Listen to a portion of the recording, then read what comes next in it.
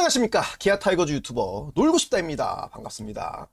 오늘은 이제 기아 타이거즈 25시즌 외국인 선수 계약 일반적인 상황과 새벽이었죠. 제가 영상도 올렸지만 애덤 홀러 선수와의 계약, 기아 타이거즈는 계약 사실을 부인했지만 뭐 이런 일이 처음이 아니죠.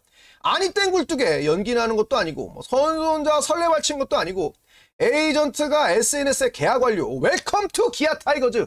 이거는 계약했다는 뜻이에요. 그러나 기아의 최우 선순위가 뭐예요? 제임스 네일과의 재계약. 그리고 내일의 계약이 뭐 라우어, 그 다음에 애덤 홀러 이런 선수들과도 관계가 있기 때문에 아직 이제 오피셜 발표를 안 하고 있는 것 뿐이다. 시간 문제지. 홀러와의 계약은 완료다. 이렇게 생각하시는 게 맞습니다.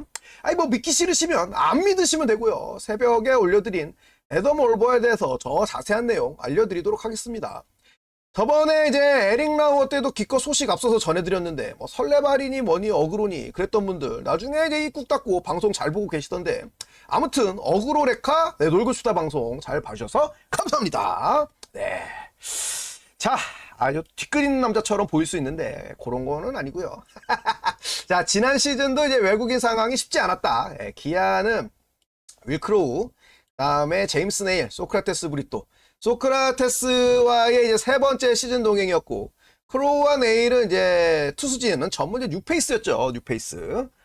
네. 크로우의 이제 부상으로 이제 알드레드, 그리고 이제 라우어가 함께 했고, 네일도 이제 시즌 말에 부상을 당하면서 에릭 스타우트까지 총 5명의 외국인 선수가, 마운드를 밟았다. 결국 이제 우승을 했기 때문에 해피엔딩으로 끝났지만, 기아 타이거즈는 외국인 마운드 문제로 그냥 시즌 내내 머리가 너무너무 아팠습니다. 복잡해. 23 시즌에 이제 투수 4장, 그리고 24 시즌에 이제 투수 다드 5장을 쓰면서 이제 우리가 배운 교훈이 있어요. 첫째, 선발 경험 없는 불펜 투수를 선발 투수로 믿고 쓰는 건 리스크가 있다. 애들이 좀 조루야.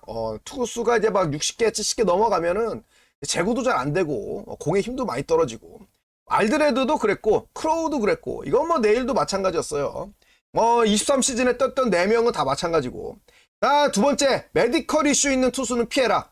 크로우도 미국에서 구위는 뭐 좋았지만 어깨 부상을 이제 당했던 선수죠. 그래서 어깨 이슈가 있었는데 결국은 이제 그 어깨 부상 있는 쪽을 제대로 못 쓰고 팔꿈치 쪽을 좀 무리하게 써서 그런지 팔꿈치 쪽에도 다시 문제가 생겼고, 에릭 라우어도 수술 대신에 이제 재활을 선택해서 이 선수는 이제 칼을 대지는 않았지만 부상 이슈에 이제 이전 구위를 찾지 못해갖고 KBO에서도 이제 기대만큼 던지지 못했어요. 오직 제임스 네일만이 기대치의 200%를 해주면서 정규 시즌에 이제 대활약, 그리고 이제 한국 시리즈에서도 놀라운 퍼포먼스로 기아의 12번째 우승에 1등 공신이 되었습니다. 물론 이제 네일도 시즌 내내 꾸준한 건 아니었어요. 6월달과 7월에 ERA가 각각 이제 4.40, 4.33으로 흔들리는 모습을 보였고, 두 달에 이제 10경기 등판하면서 57.2이닝을 소화했는데, 이때 동안에 이제 피홈런이 8개.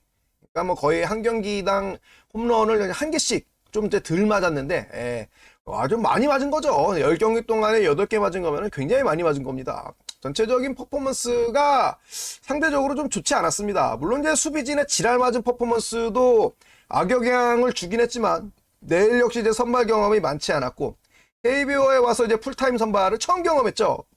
그리고 이제 올해 여름 진짜 지독하게 더웠습니다. 더워도 이렇게 더울 수가 없었다.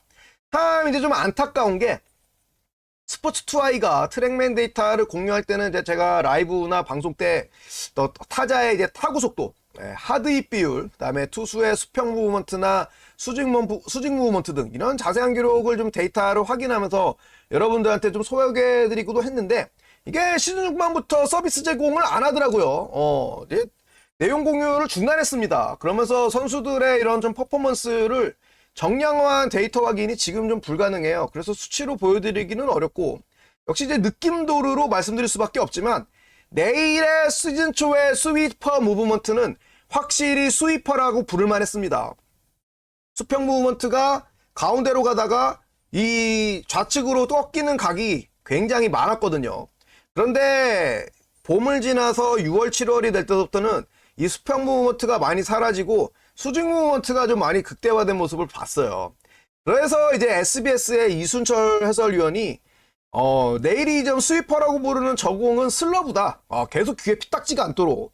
그분이 한동안 이제 거기에 꽂혀갖고 계속 말씀하시면서 시청자들한테도 좀 욕을 많이 먹었죠. 좀 제발 저 얘기 좀 그만 좀 해라. 저 양반은 뭐 자꾸 저 슬러브 하냐. 근데 그 말이 전혀 틀린 말씀이 아닙니다. 확실히 여름에 제임스 네일의 스위퍼를 보면은 어떤 슬라이더적인 수평 무브먼트보다는 수직 무브먼트적인 부분들이 많았어요. 그래서 저도 그리고 실제로 네일이 던지는 공들이 메이저리그에서는 커브볼로 많이 찍혔었습니다. 근데 네일이 이제 안면 부상을 8월 말에 당하고 휴식한 다음에 한국 시리즈 때 다시 복귀를 해서 1차전이랑 4차전 때 던졌던 모습을 보면 이거는 스위퍼가 맞아요. 네일이 던진 공은 이건 누가 봐도 스위퍼입니다. 수평 무브먼트가 우리가 봄에 봤던 그 번쩍번쩍한 구위가 그대로 살아있는 진짜 이건 뭐 어마어마한 스위퍼가 나왔죠.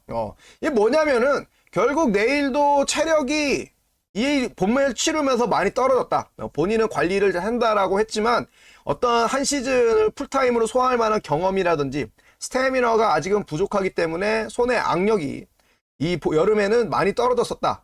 그렇게 충분히 해석할 수 있죠.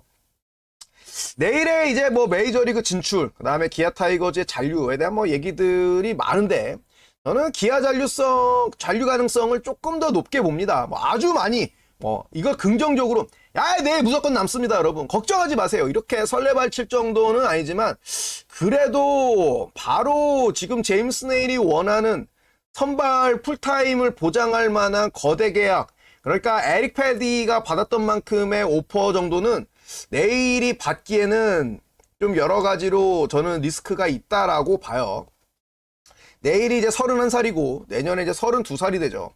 투수로서 어떤 선수 생명이 지금 많이 남은 거는 아닙니다. 뭐 이제 내일 모레면 관 속에 들어간다. 뭐 이런 거는 아니지만 또 아주 뭐 지금 6년, 7년을 바라보면서 그때까지 선수 생활을 할 수 있다. 그렇게 낙관하기도 좀 어려운 게 사실이에요.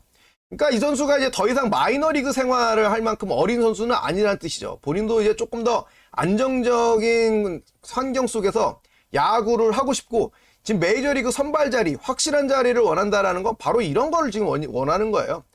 제임스 네일이 KBO에 오기 전에도 메이저리그 로스터 40인 안에 들어갔던 선수입니다. 그래서 기아가 뭐 크로우도 마찬가지고 네일도 그렇고 40인 안에 들어갔던 선수이기 때문에 이 선수들을 데리고 올 때 이적료를 다 주고 데려온 거예요. 그러니까 꽤 많은 돈을 주고 네일과 크로우를 데려왔던 겁니다. 근데 이 메이저리그 로스터 40인에 들어간다고 해서 무조건 메이저리그 오르스타에 들어가는 게 아니에요. 선수들이 이 트리플과 메이저리그를 계속 왔다 갔다 하기 때문에 만약에 불펜으로 쓰다가 제 퍼포먼스가 좀 떨어졌는데 그러면 언제 또 트리플 A에 갔다가 다시 콜업을 기다려야 되는 그런 상황이 될지 모르는 좀 불안정한 상황입니다. 내일도 그 부분을 알기 때문에 나 좀 이런 좀 불안정한 환경에서 야구하는 건 이젠 좀 아닌 것 같아. 그냥 기아 타이거즈라는 KBO 리그 팀이지만 한 시즌 내가 이 팀에서 꾸준하게 공을 던질 수 있는 나 여기서 한번 야구를 해보고 싶어. 내 가치를 올려서 메이저리그에 다시 좀 확실한 자리를 가져가고 싶어. 라는 생각을 갖고 지금 KBO에 온 거죠. 메이저리그는요, 철저한 몸값에 따른 보직이 주어집니다. 아무리 선수가 부진해도 이 선수가 지금 거대 계약을 맺고 연봉을 많이 받아. 그러면 그 선수의 롤을 개런티 해줄 수밖에 없어요. 그러나 좀 괜찮은 퍼포먼스를 보여준다고 하더라도 받는 연봉이 좀 변변찮다. 그러면 파리 목숨이에요. 얼마든지 대체할 수 있는 선수가 나오고 쟤 좀 더 어리고 가능성 있는 애인데 쟤 좀 긁어봐. 라고 하면 자리 뺏기는 거죠. 늘 불안감을 안고 뛸 수밖에 없기 때문에 제임스 네일 같은 경우에 내가 이번에 미국으로 복귀한다, 메이저리그로 복귀한다라고 하면은 나는 확실한 자리를 좀 보장받고 하겠다. 이런 욕심이 지금 이 선수한테 있는 거죠. 그런데 이거는 어디까지나 내일 생각이고 메이저리그 팀들 입장에서 제임스 네일을 바라봤을 때는 이 선수는 메이저리그에서는 그냥 계속해서 불펜으로 뛰었던 선수예요. 선발로서의 어떤 그런 레퍼런스가 전혀 없어.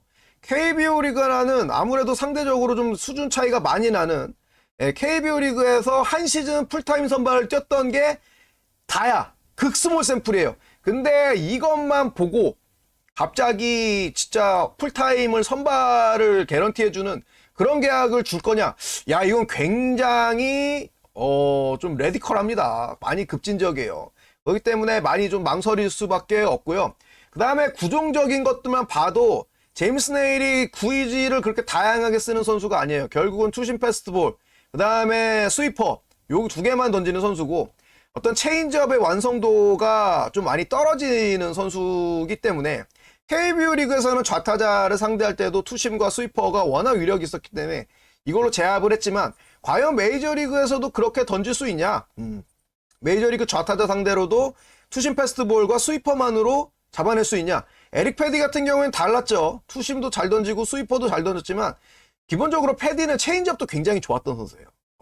그래서 좌타자 상대로 스위퍼, 체인지업, 투심을 다 섞어 던지면서 잡았던 선수고, 네일 같은 경우에는 상대적으로 체인지업의 구종 완성도가 많이 떨어지고, 어떻게 보면 좀 제가 필요 이상으로 좀 네일의 가치를 많이 좀 깎는 발언들을 했지만, 이건 뭐 어디까지나 메이저리그 기준으로 제가 말씀드린 거고, 역시 KBO 리그에서 더 뛰는 네일은 굉장히 좀 위력적일 수밖에 없죠.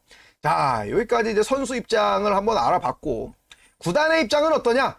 기아 입장에서도 매 시즌 외국인 선수진을 그냥 총 다 바꾸는 거, 싸그리 작작 바꾸는 거, 이거 보통 어려운 거 아닙니다. 23시즌에도 외국인 투수 2명, 4명 카드를 썼지만 다 망해갖고, 24시즌에 이제 2장 다 바꿔서 크로우랑 네일이라는 선수 데려왔고, 어떻게 보면은 이제 우리가 소크라테스 브리또랑 3년의 동행을 했는데, 이거는 소크라테스가 물론 잘했던 퍼포먼스도 있지만 투수진도 다 바꿔야 되는 상황에서 타자까지 한꺼번에 바꾼다, 이게 좀 보통 어려운 일이 아니거든요. 야, 이거 뭐 돈 받고 하는 게 다 그런 거 아니냐? 쉬운 일이면 내가 하겠다. 물론 그렇게 말씀하시는 분들도 계시지만, 우리나라 프로야구팀 선수 연봉 그리고 감독 연봉은 많이 올랐지만 코치를 비롯해서 스카우팅팀, 전력분석팀, 마케팅, 홍보, 이런 구단 직원들의 처우는 아직도 좀 열악해요. 하는 일과 업무의 전문성에 비해서 제대로 된 대우를 못 받는 경우가 많습니다. 업무의 대부분이 좀 외주화가 이루어지죠. 실제로 실무를 보는 사람들은 이제 돈을 받고 뛰는 다른 회사 직원들이 이제 막 밖에서 뛰고, 이 구단 직원들은 이제 그런 외주 직원들 관리, 그 선수들이 갖고 오는 뭐 어떤 리스트 보면 그 검토, 최종 결정, 이렇게 좀 소극적으로 움직일 수밖에 없는데, 기아도 그렇게 하다가 심재학 단장이 부임하고 나서 지금 외국인 파트를 싹 바꿨죠. 전담팀을 만들었어요. 그리고 데려온 게 지금 네일이랑 크로우인데, 앞으로 좀 활약을 좀 기대해 봐야 되는 부분이고요. 어쨌든 이게 그러다 보니까 타구단이랑 기아 타이거즈가 가지고 있는 선수 명단이 많이 겹쳐요. 아니, 아주 그냥 새로운 선수들이 아니라 결국은 우리가 가지고 있는 선수 명단, 저 B팀도 갖고 있고 하나도 갖고 있고 LG도 갖고 있고 NC도 갖고 있는 경우가 많다고. 그러다 보니까 뭐예요? 출혈 경쟁. 어느 팀이 더 많은 돈을 얹어주냐 선수한테. 그리고 누가 빨리 계약서에 사인 받냐. 요 싸움이거든요. 이 속도 싸움에서 밀리면 답도 없습니다. 그런 면에서 작년에 이제 1월 말에서야 네일과 크로우를 메이저리그 40인 로스터에 있는 선수 2명을 기아가 계약한 거는 좀 대단한 성과였고, 이건 기아 프런트가 칭찬받아야 되는 부분이라고 생각합니다. 또 시즌 말에는 에릭 라우어라는 굉장히 좀 빅네임 선수를 영입했죠. 라우어 얘기를 잠깐 해볼까요? 일반 기록만 보면 이름값을 못한 거는 맞습니다. 근데 세부 지표를 보면 사실 이대로 폐기 처분하기에는 좀 아쉬운 선수인 것도 맞아요. 한국 시리즈 3차전 때 이제 비록 패전 투수는 됐지만 분명 좋은 투구를 보여줬고요. 좋은 패스트볼과 슬라이더 커터, 그리고 커브볼을 던지는 선수죠. 역시 역회 전공이 없기 때문에 좌타자에게 던질 우타자에게 던질 승부구가 빠른 공밖에 없다라는 점이 좀 약점인데, 이런 약점이 없으면 뭐 라우어는 지금도 메이저리그에서 경쟁력 있는 그런 투수라고 할 수 있겠죠. KBO 리그를 경험했다는 점, 그다음에 오프시즌의 강점을 더 극대화하고 약점을 보강한다면 내년에는 또 충분히 경쟁력 있는 모습을 보일 수 있다. 저는 그렇게 봅니다. 소크라테스 브리또에 관한 내용은 별도 내용으로, 별도 영상으로 따로 다루도록 하고요. 자, 내일이 만약에 떠난다. 그러면 아무래도 기아는 라우어를 잔류시킬 가능성이 높고요. 오늘 이제 소식이 뜬 애덤 올러와 라우어 체제로 갈 가능성이 좀 높습니다. 어쨌거나 새 시즌 연속 마운드를 전부 교체하면서 이 시즌을 운영하기에는 좀 리스크가 너무 크고요. 반면에 내일이 잔류한다. 우리 모두가 원하는 것처럼 라우어와 이별하고 내일과 올러 이 두 체제로 갈 가능성이 저는 매우 크다라고 봅니다. 전략적인 부분 때문에 기아가 내일의 거취가 결정되지 않은 상태에서 애덤 올러와의 계약 소식을 이제 오피셜로 띄우지 않았다. 저는 이렇게 보고요. 이제 그럼 애덤 올러 과연 이 선수가 어떤 선수인지 한번 좀 집중적으로 알아보도록 하겠습니다.